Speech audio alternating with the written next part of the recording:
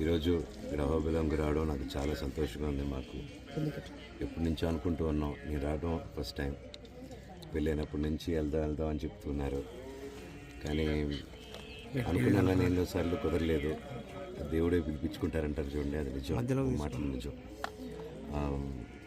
ఈరోజు ఆలగడ్డకి నిన్న మా అత్తగారు జయంతికి పాపని మొట్టమొదటిసారి తీసుకొచ్చాం.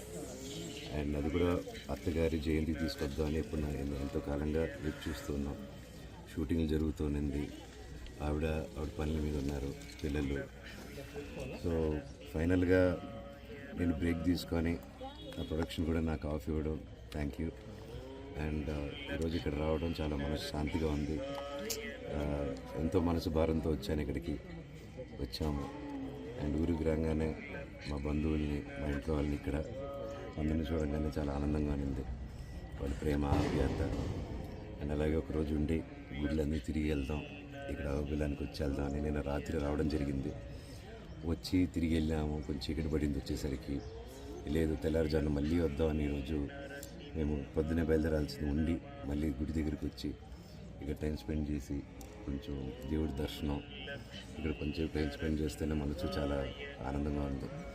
ప్రతి ఒక్కరూ ఎవరికి మనసు కష్టంగా ఉన్నా, గుళ్ళు భారంగా ఉన్నా ఇక్కడికి రండి. చాలా విశేషమైన గుడి, ఇక్కడ వచ్చి ప్రార్థించుకుని అంత మంచి జరుగుతుంది. ఆ నరసింహస్వామి ఎప్పుడూ తోడుగా ఉండాలని, మాకు, మా కుటుంబానికి, మీకు, మీ కుటుంబానికి తోడు ఉండాలని కోరుకుంటున్నాను. Thank you sir. మీ సినిమాల గురించి చెప్పండి సార్. మళ్ళీ రీఎంట్రీ కమ్బ్యాక్ ఇస్తున్నారు సార్? అవునండి, భైరవం అనే సినిమా షూటింగ్ జరుగుతుంది ఇప్పుడు. నేను, నారా రోహిత్ గారు, అలాగే బెల్లంకొండ సాయి గారు ముగ్గురు కలిసి చేస్తున్నాం. విజయ్ కనకమేడల గారి డైరెక్షన్లో, రాధామోహన్ గారి ప్రొడక్షన్లో. అలాగే పీపుల్స్ మీడియా ఫ్యాక్టరీతో మిరాయ్ అనే సినిమా చేస్తున్నాను, కార్తీక్ ఘటప్నేని గారి డైరెక్షన్తో. నేను, తేజ సజ్జా గారు. అండ్ నెక్స్ట్ నాది తిరుమల కిషోర్ గారి కాంబినేషన్లో కూడా ఒక సినిమా రాబోతుంది. ఆ టైటిల్ అనౌన్స్మెంట్ కూడా త్వరలో చేయబోతున్నాం.